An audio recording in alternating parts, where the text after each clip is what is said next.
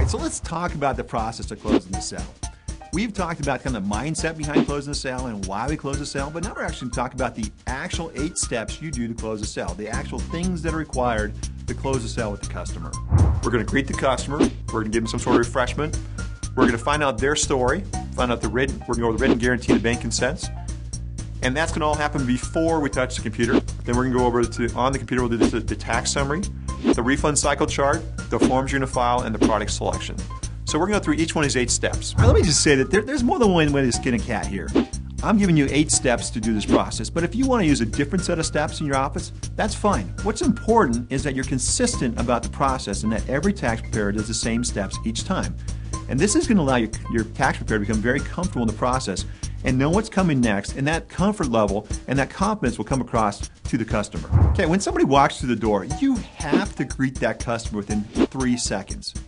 It is so important, and it's such a small thing. Let me give you an example. There is a gas station down the street from my store, and I've stopped there every single morning during tax season. I buy a Diet Coke, 32-ounce Diet Coke, and I've been their customer for years every single morning. I walked in there one day. I got my 32-ounce Diet Coke. I put it on the counter, and the guy behind the counter was talking on his cell phone. And I know he's talking on his cell phone to his friend because I could hear him. And so I'm staring at him, trying to get his attention, and he actually turned sideways to talk to his friend so he doesn't look at me the whole time. Well, I stood there for a minute, listening to his private conversation. Finally, I just left the Diet Coke on the counter. I walked out, and I've never gone back. Oh, I was the perfect customer. I went in every day. I filled up with gas there.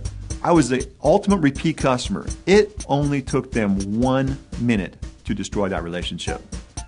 When you greet somebody, it is probably the most important thing you do when they walk into your store. If you're with a customer at the desk, and you're the only person in the store, just say to this customer, excuse me 1 second. I get up, I walk to the person and say, you know what? I'm the only one in the office right now, but I can be with you, and give them a realistic time estimate. I can be with you in 30 minutes. If you want to fill out these tax forms right here, I will get to you, the very next person on our list. You want to make sure that this person, you excuse yourself, you want to make sure that that person, that you greet them. It just takes a few seconds, and it's going to stop you from being distant, because oftentimes if you're with the customer, there's somebody else in the waiting room and you haven't greeted them yet, you're going to kind of be doing both. You'll be kind of looking up and looking at the customer, and both kind of feel neglected. So take care of the situation and then focus back on the customer. All right, so the second step we're going to go through is what's called refreshment. We're going to give them some food and drink. It's going to evoke a principle called reciprocity. And this principle is basically that you're hardwired in your DNA when somebody gives you something to give them something back. And this goes back to way back when, before early human development, we were originally all hunter-gatherers. We all went out and foraged our own food and ate what we foraged. Well, that's a great system, but it doesn't allow for division of labor. So as society progressed, we went to a division of labor society where some people became shopkeepers and some people were farmers and foragers of food.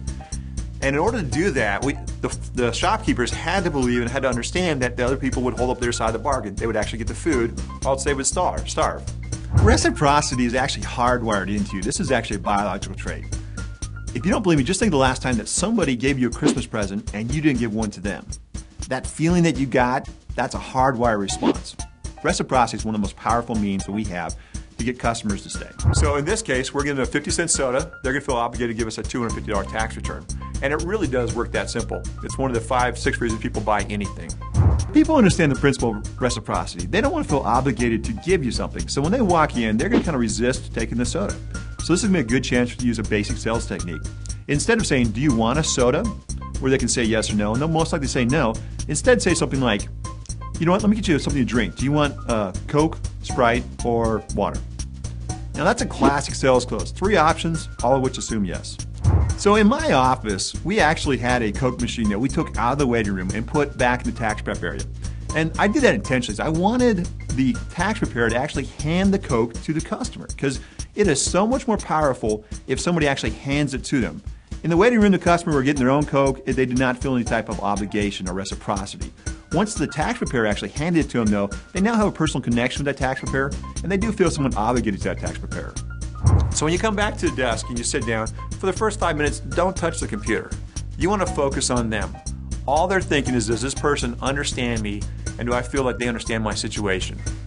So typically, tax preparer is a little nervous They sit down, kind of their security blanket is to just go to the computer and ignore the customer. And that's the worst thing you can do. You need to find out the customer's story. That's really important. When the customer walks in, they're nervous and they have their tax forms there. A great thing for you to do is actually go over these tax forms with them. So you take the tax forms from them and just start going through them. You know, I see you have a couple W-2s. You have a couple jobs this year. I see you have a couple mortgage interest statements. Is that a rental or did you get a second on your house? So just go through the story, the tax story with the customer. Now, the reality is that a lot of times this is going to turn into a private conversation. If you start talking about somebody's marital status, they might say, well, you know what, I got divorced, that no good son of a gun. And then they want to tell you a story about the no good son of a gun. Let them do it. It's a great opportunity to get to know them, to allow them to feel like they've been understood and heard. They don't care what you know until they know that you care. Let me repeat that.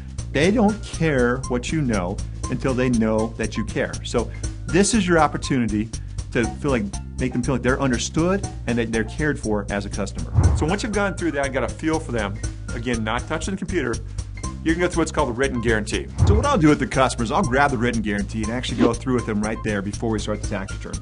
And what you want to do is look them in the eye and have a conversation with them, but go through the different points on the written guarantee.